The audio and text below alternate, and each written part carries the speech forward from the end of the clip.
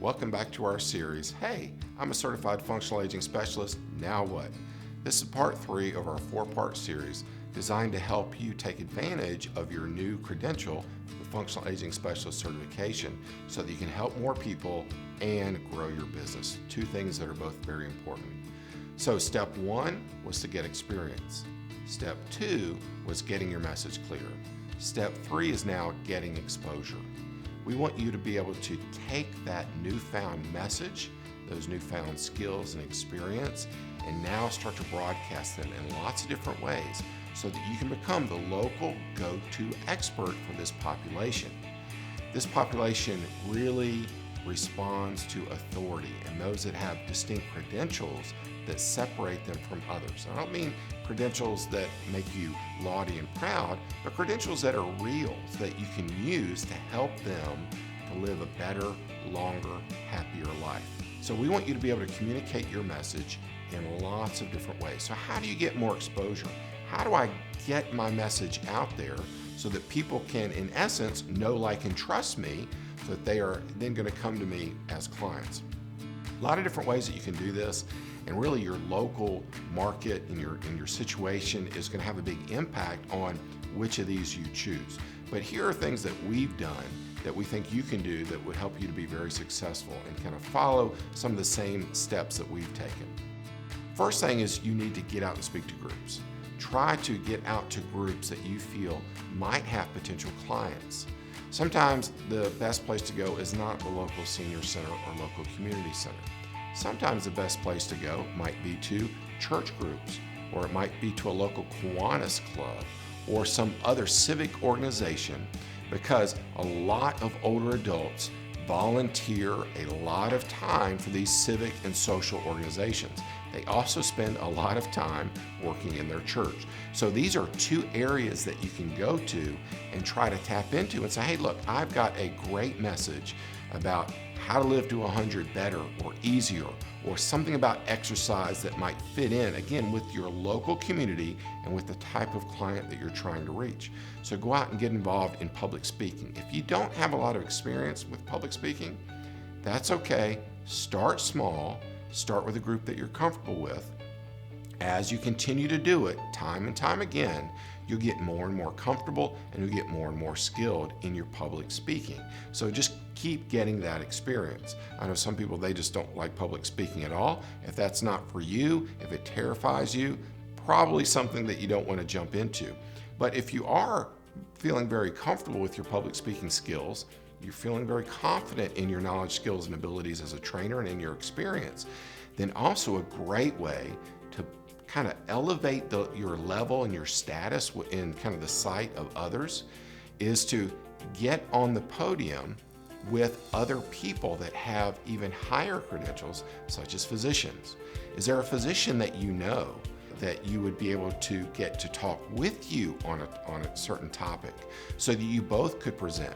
And maybe the physician does most of the talking. It doesn't really matter. The fact that you are there on stage and are billed with that physician now puts you up somewhat on par, right? There's kind of a connection that occurs with you and that MD. And MD does carry a lot of status and a lot of weight with this older adult population. So that's another great way to kind of boost your credentials.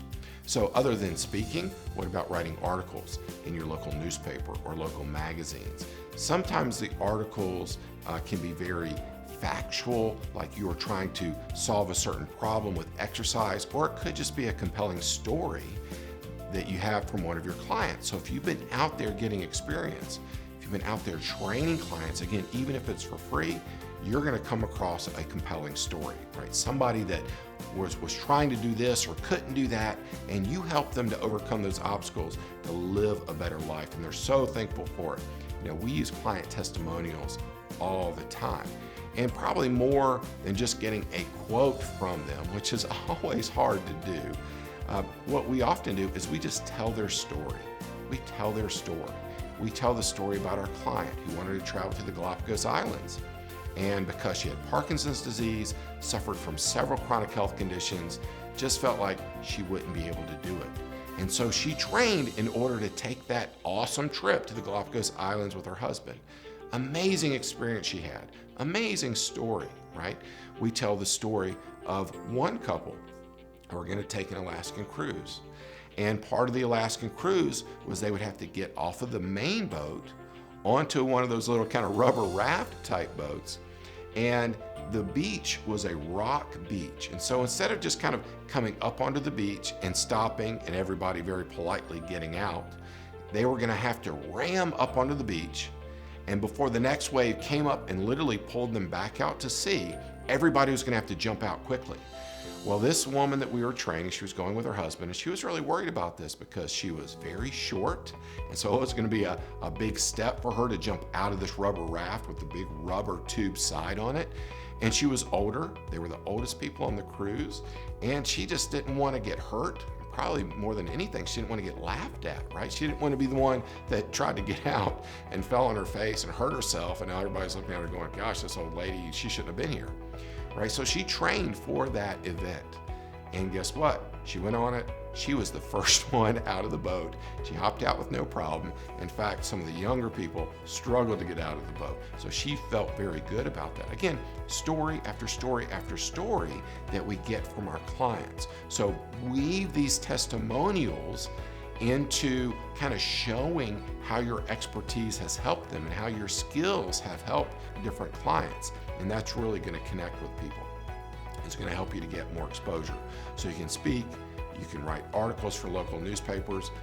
Anytime you can get on the news, get on the news. Dan has done a wonderful job in our community of getting on the news on a regular basis during a certain morning news segment about once a week or every couple weeks, where he just shares some fitness tips and he shares some advice and does some demonstrations with the news anchor there for just a few minutes every morning. But it has created incredible exposure for him in the community. Now everybody knows Dr. Dan, right? And so wherever he goes, people know kind of his face and what he's all about, because even if they've never met him, they've seen him on TV over and over again. So you want to try to find any way that you can to get more exposure so that people know, like, and trust you. And that's a great way to leverage your newfound credentials. Now, exposure doesn't mean that their clients are going to be knocking down your door, right? That you're going to have to be turning people away. You're going to have clients just coming out of your ears. That's not the case. So tune in next time when we take the next crucial step, and that is getting more clients.